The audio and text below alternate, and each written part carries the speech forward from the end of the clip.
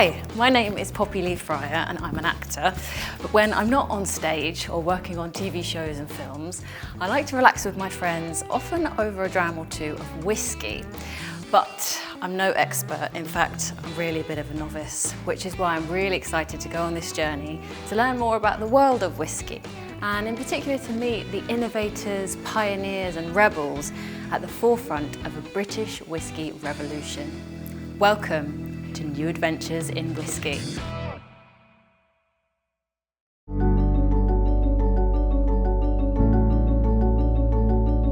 I'm here in the stunning west coast of Scotland on a mission to discover the soul and the spirit of whiskey. I'll be visiting 3 distilleries that are putting the land, their community and the environment at the heart of whiskey production.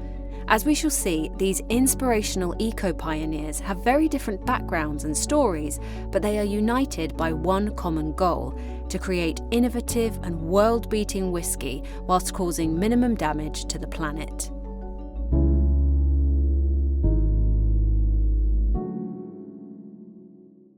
Our first stop is Nc'Nean Distillery on the remote Morvern Peninsula on the west coast of Scotland, which is run by its founder Annabel Thomas, who had the vision of a distillery that was fully organic and sustainable.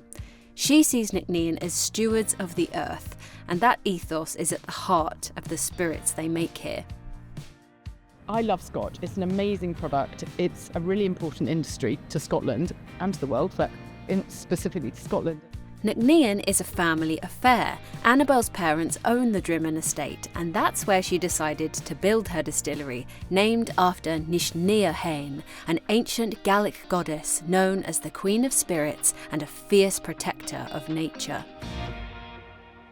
They bought it in 2002 just because they fell in love with the place. I mean, it's incredibly beautiful. They loved the kind of mixture of the forest and the sea and the position and its remoteness. Look at those views. What a spot. I mean, this is just so cool. Yeah. We are graced with extreme beauty. And it changes all the time, the light. And the way the clouds come. You can see for so far. I always think that compared to a city. You know what weather's coming here? Because, you can see for miles and miles. Nc'Nean started producing its own fully organic spirits in 2017, and in 2020 their first bottle of organic Scotch whisky was born. In 2021, Nc'Nean became the first whisky distillery in the UK to be verified as net zero carbon emissions. Did you find that the traditional methods of making whisky are quite destructive in a way, and that's something that you actively wanted to avoid? Yes, indeed. And I think there's 3 main things that we tried to kind of fix, if you like, from the beginning. One is energy, so using renewable energy. It is very energy intensive to make whisky. The second is the organic side of things, which is all about the barley. And then the third really is packaging, which obviously we didn't have to think about at the beginning. The main inputs for whisky are barley and water, but the other thing you need a massive amount of is energy. So all of the energy here is created from biomass, which is sourced on site. And that's the most sustainable option that we have to be able to deliver a carbon neutral product. This timber was harvested a couple of years ago. It's been drying in the forest, and we're just bringing it down here for our chipping supplies to be converted into energy. Brilliant. The trees are effectively within our control, so we're able to replant and to be able to remove carbon from the atmosphere through the growth of those trees. Water is another big kind of issue, if you like, in whisky. Some of the water that we use goes into the whisky itself, but a lot of it, which is what this is for cooling. So when we're running the stills, we're evaporating liquid and it goes over, and when it comes through the condensers, we need cold water to condense it again. Right. Traditionally, distilleries are built on a river, so they would have abstracted water, and still do, water from a river and then put it back in. We're not on a river, so we chose to dig this, a cooling pond. The brand feels as though it's quite local, and the people that are around here seem to be quite directly involved. They live quite locally. Was that always the intention from the get-go? Or? Definitely, and that was actually interestingly part of my dad's inspiration, or thinking behind his idea for the whisky distillery, was creating employment here, because as you have seen, we're incredibly remote. There's not many jobs around. It's in beautiful areas, so we get a lot of tourism, but that's seasonal. So creating skilled, full-time employment was a massive driver for us. And that side of sustainability is probably not what I came in thinking about, but it's been really, really awesome to see. Did you see yourself as a key player maybe moving forward in terms of encouraging other companies, particularly whisky companies, to change the way that they do things? Every year we publish what's called our sustainability or our impact report, and the reason we do that is not only to be super transparent, to hold ourselves accountable, but also to share with the rest of the industry what we're doing. You know, there are some people that would say, if you really want to be sustainable, you shouldn't create a product. Right. Which is true, and I don't disagree with that, by the way. But the reality is, if I sit here and just don't create a product, if I believe that I can have an impact on the rest of the industry to move faster, I don't think any of us are going to stop people drinking whisky. So it's better that they drink sustainable whisky and that the rest of the industry moves faster than a result than I sit on my hands and do nothing. It comes down to the future of whisky, the future of Scotch in particular, and I think what I realised is that no one was thinking about sustainability, no one was communicating it, no one was thinking about how whisky might be made differently. It was all very much we're doing things the way they've always been done, which is totally fine, and tradition in this industry is amazing and very important, but I felt like there was both the need and the opportunity for someone to come in and do things differently, do things with a forward-looking perspective rather than a backwards-looking perspective. The next generation of consumers demand that, and I want Scotch to be around in 100 years' time, and I want the next generation of consumers to have found out what an amazing product it is. But it's also because I want the rest of the industry to move faster, and I think that's the biggest impact we as Nc'Nean can have, because we are relatively small, so we can be perfect but still have a relatively small impact. If we can get the whole of the rest of the industry to come on that journey with us more quickly, then that's a pretty good place to be.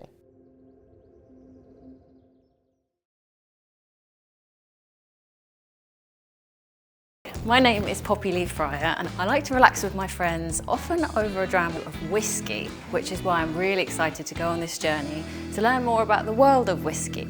Welcome to New Adventures in Whisky. I'm here in the beautiful Warwickshire countryside, where we're going to meet the farmers and the whisky makers who focus on the grain and the preservation of the fields where they're grown. Fielden is a new English whisky maker using organic grains grown without the use of any chemicals. I had a mantra which says we won't divorce farming from distilling, because if we were going to do that, we wouldn't take responsibility for the farming. We would just ring up the grain dealer and say 10 tonnes malted barley Tuesday at 2 o'clock, and we just don't do that. We work very hard with each farming partner we have to make sure we grow the heritage grains as best we can with them.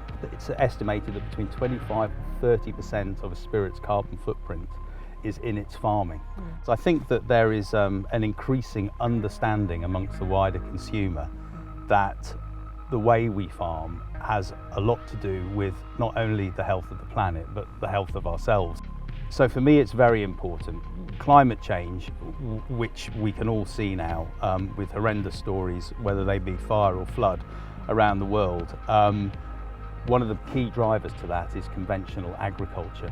We are killing the land, literally, and killing the biodiversity of it, and we're losing soil, and soil is key to the health of this planet. So these things are important to me, and if we can do our bit to show that whisky making needn't be part of the problem but can be part of the solution, then that's the example we're out to set to the consumer and to the whisky industry. Hugh Forsyth is Fielden's head of farming and started growing heritage crops for the whisky maker in 2019. The crops we grow, they're obviously a population landrace of rye, and in that population there's dozens, if not hundreds of different varieties of rye, and obviously go very tall rye does, but also you see a 2-metre crop down there is what you see down below as well. So the roots are also huge, which also adds to the ecosystem under the soil, feeding the soil with microbes, worm life, and holding that soil together as well. So yeah, what you see on top is what you're going to see down below, and if you've got good soils, the root structure will be in there for organic matter following year. We're sort of planning preventatively So we've got a diversity of crops, we've got different genetic streams that are in the field, we've got things that are doing the work for us so that we're not having to put fertilizers or chemicals that get rid of stuff, you know, pesticides, herbicides, fungicides, things that kill stuff off for you. We've got the crops doing the work themselves. And where we don't have the crops doing that work, we've got an understory of clover instead, which is providing nutrients. When we mow it back, they release nitrogen into the soil, but also it really locks the soil structure in place, so you're not losing so much when it rains. We don't have to go through and get rid of weeds that are competing with the crops themselves, so everything is doing a role.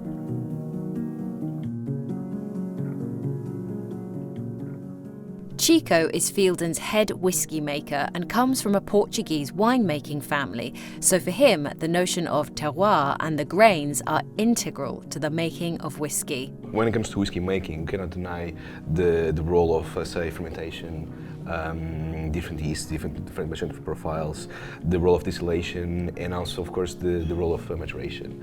But in the end, we always start with the base. So we always start with the grain, and how the grain was grown, most kind of like natural way or in a specific, let's say, a specific place.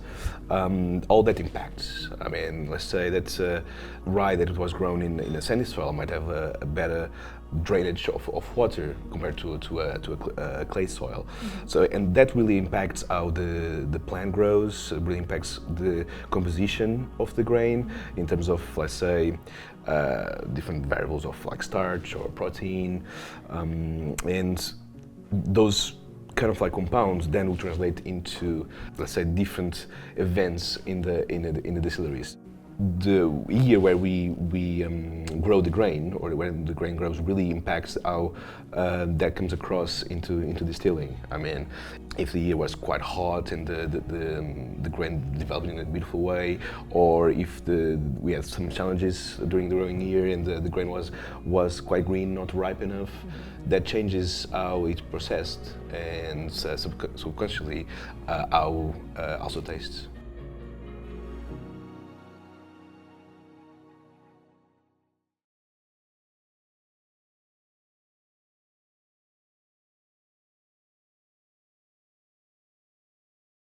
My name is Poppy Lee Friar and I like to relax with my friends, often over a dram of whisky, which is why I'm really excited to go on this journey to learn more about the world of whisky. We're now on the ferry heading to Islay, known as the Queen of the Hebrides. This glorious 2-hour crossing will take us to what many people regard as the romantic home of whisky. But today we're heading to Bruichladdich, a producer with a rich pedigree, fascinating past and a very bright future. Bruichladdich has been making whisky since 1881 and has always been at the heart of the Islay community. But when it shut its gates in the 1990s, it had a devastating impact on the local people. Today, the whisky it produces very much relies on those local people at every stage of the process, and that starts with the barley in the fields. Bruichladdich more recent history, since its kind of resurrection, early 2000s, two of the key figures behind that, they were wine merchants, so they came from a wine background. They came into an industry with the malts where there are only three products, three ingredients. You have water, yeast and malted barley. The industry kind of thinking at the time, and to be fair for much of the industry today, is that barley is simply a starch. It's just to make fermentable sugars. It plays no part other than that. It's a raw material. They could not get their heads around this. Coming from a wine background, you can imagine, you know, visiting a fine French vineyard and which grapes are used in this particular release. Green grapes. It simply wouldn't happen. So they came into the distillery with this very strong notion of terroir, that the raw materials have a massive impact on the finished spirit, which is perfectly natural to, you know, the wine industry. This was new thinking for the malts. So with these kind of Londoner wine merchants came along in 2001 saying, grow barley for us, they were like, nah, it's okay, like, we're not interested. But when the barley farmers then, one agreed in 2004 to grow 10 acres for us. He said, I'll do 10 acres, that's it. You know, you absorb some of the risk and we'll see how it goes. And I think the lucky thing for them was that other farmers would drive by, they'd see the field, oh, it's grown okay, and they'd meet him in the pub and say, well, how much are you getting paid? And all of a sudden the next year we had a couple more, and then we had 7, and then we had, you know, a little bit more, and now we've got 22. So there's 22 farms on the island, you know, where probably one of their biggest, if not the biggest income that they make every year is from barley. I've joined Alan Logan, Bruichladdich production director, in one of these fields to find out more. Living on the island, bringing that community aspect, you know, I think nearly all the decisions we make here at Bruichladdich, we think about the community, and we take the community's kind of interest into our decision making. So, you know, like a lot of the things that we do, like whether it be choosing to bottle our whiskey here, choosing to use local farmers. So we work with 20 local farmers on the island, and creating that market for them to grow malting barley here that we can then distill and use that for locally grown Islay barley that we can make our whiskey from. Local people, local farmers, a deeply entrenched local vision brings everything into focus at Bruichladdich. Punky, cool and daringly modern, Ailsa Hayes played a key role in reducing the carbon footprint of the famous Bruichladdich bottles. Part of my role within Bruichladdich has been in the visitor centre, and within that it involves sort of shipping things to our website and to customers and things all over the world. So we stopped using any sort of plastics years ago. From the start of the project to design new glass, we worked from a point of view of sustainability first, and then everything comes after. So we were able to design a bottle which vastly reduced in weight, it vastly increased in recycled materials. It meant more bottles per pallet, it meant less pallets leaving the island. We've got a massive footprint in Islay, so we need to be protective of that. Ooh, with a little jacket. With a little jacket on, yeah. So that, again, first whiskey to ever have this on. It's made by a company called James Cropper, and it's essentially, you know, completely recycled, kind of new take on what luxurious packaging could be. It's funny for us because we're trying to run a global business from a Hebridean island, and we bottle all our whiskey on the island.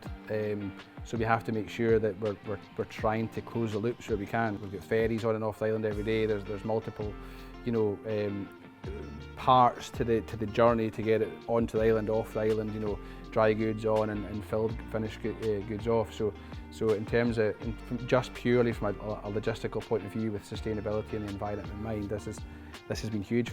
So we used to house the bottle in a tin, and you know, even just by getting rid of that tin, we reduced the carbon output by about 1 kilo or 1.2 kilos per unit. So even just doing that made a massive difference. Bruichladdich is proud of their traditions, but not bound by them. And while it may not be the biggest distillery on the island, it's #1 when it comes to people. They employ more locals than any other public business on the island. When it comes to community and sustainability, they walk the walk. Every stage of the whiskey making process is carried out here on Islay. I think it's definitely been part of the Bruichladdich picture since day one that we want to make the right decisions for the right reasons.